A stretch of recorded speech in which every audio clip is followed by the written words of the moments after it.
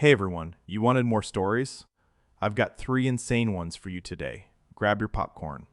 My 41 meant spouse 42 and I had plans to go hiking and have dinner with friends. We made our kids 16M and 12 sandwiches for lunch and called my spouse's mom and asked to bring the kids dinner because we would be gone into the evening. We also told the kids we would be out late. We have left our kids at home alone multiple times and we fully trust them. We just wanted to make sure they had something decent instead of warming something up, hence asking MIL to bring food. Not once did we ask her to stay, nor did we expect her to. We have told her many times, you can stay and watch TV, due to her not having internet if she wants, but she never has to stay. My spouse and I have an amazing day with great friends, and after dinner, they wanted to go back to their place to hang out more. Next thing we know, it's super late, and we get a call from MIL asking, where are we? We were just about to head home anyway and said we would be home soon. Flash forward to arriving home, and my Mill is sitting in the living room of my house fuming. No TV on or anything. I'd love to say she was sitting in the dark, but she wasn't that dramatic. She starts getting angry at us, commenting what time it is, and how our 16-year-old shouldn't be up that late. Side note, we don't let him stay up that late all the time, but trying to manage a 16-year-old is hard enough as it is. 12-year-old had already called it a night and was asleep. Now, I'm a little upset because I don't like being accosted in my own home and being treated like a child sneaking in.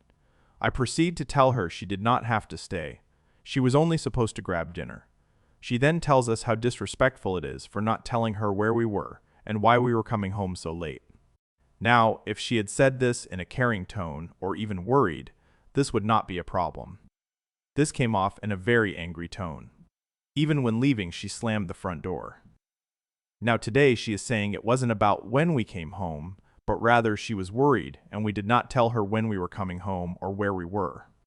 She said, "You said you were going hiking and to dinner." That statement is truth. We just went with the flow and added more onto the evening. So are we the assholes for not calling her and telling her we would be late even though we had no idea she would be staying past getting them dinner? Now this next person took things to a whole other level.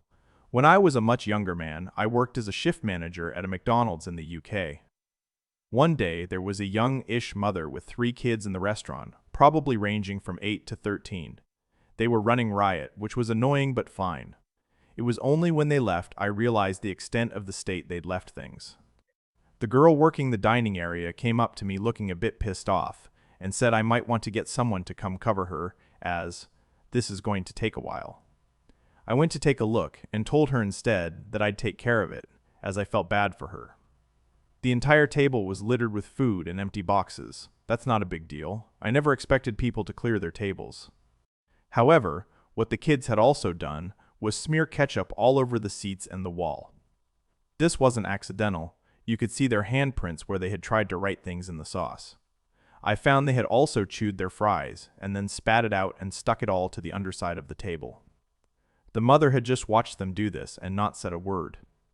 But there, right in the middle of the table amongst the empty sauce packets, half-eaten burgers and shredded Happy Meal boxes, was a small purse and 4 cinema tickets. I grabbed a bin bag and swept the entire lot into it. Food, trash, cinema tickets, everything. I then cleared a couple more tables and added the contents of one of the food waste bins from the kitchen and took it out the back door, subtly marking the specific bag so I'd know which one it was. About 45 minutes later, Mum and kids come storming back into the restaurant, and she's looking a little panicky. She explains what she's lost, to which I reply something along the lines of, "I'm terribly sorry, the table was just such a mess. There was no way I'd have been able to spot any personal items amongst it. I cleared this area myself, so I can show you exactly which bin bag it was in." We were much quieter now, so I immediately sent the lobby girl on lunch, so there'd be no way she'd be guilted into helping. The mum was seething with rage and told me I should go through it for her. I refused, very bluntly telling her it's not my problem. Knowing the movie started soon, I reminded her she didn't have much time to wait for someone else to do it, and went back inside. I waited a while and came back out. As she was digging through the trash in the bin area, hands covered in sauce and half-chewed food, I said in the chirpiest voice I could. I recommend in future you not let your kids purposely make such a mess. Now this next person took things to a whole other level. Backstory: my mom died when I 14 was little.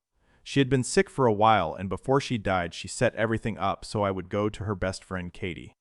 My uncle Nick fought for custody of me after my mom died because he thought I should be with family. Katie has custody of me and adopted me. But I spend one weekend a month with Nick and his family, although lately it's been a little less because of competitions. The visits to Nick's house aren't court-ordered. Katie just wants me to have a connection with my bio family. Nick and Katie are very different parents. Katie and her husband are both doctors. Nick is a cop, and his wife is a preschool teacher. I've been in private school my entire life, and my school is 1-2 years ahead of the local public schools, which are also some of the best in the area, and are ahead of the public schools in other areas.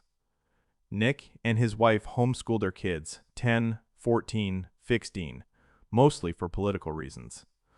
I do competitive cheerleading through my school, and I do competitive dance through a studio. I also play piano. I used to do clarinet, but I just quit to have more time for cheer. Nick's kids go to church youth group and youth choir and don't do any other activities.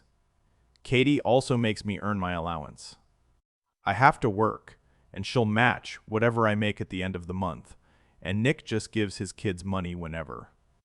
I was at Nick's house last weekend, and he was doing his usual thing, where he talks shit about Katie and her parenting, and how I never have free time. Not true B2, because I'm always doing homework, or at dance, or cheer, or working. And how his kids actually get to be kids because they only do 2-3 hours of school a day, and don't have to worry about competitions or maintaining a 3.0 GPA. My school requires you to have a 3.0 for any extracurriculars. And if I'm not allowed to participate in school activities, I'm not allowed to participate in after-school activities. He said something like, "Wouldn't it be nice to slow down and get to be a kid like his kids do?" I told him I like my life the way it is, and I wouldn't want to be like his kids.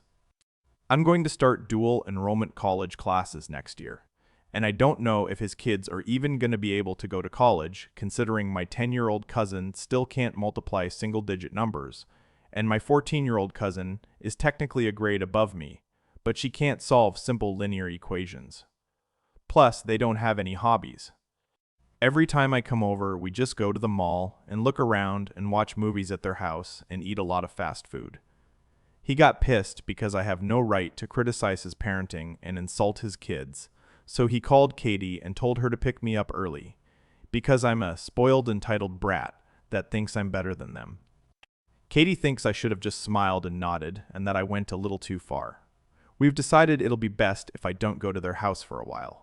But I'm starting to feel bad because I did kind of call my cousin stupid. Those were today's stories. Let me know in the comments which one blew your mind the most.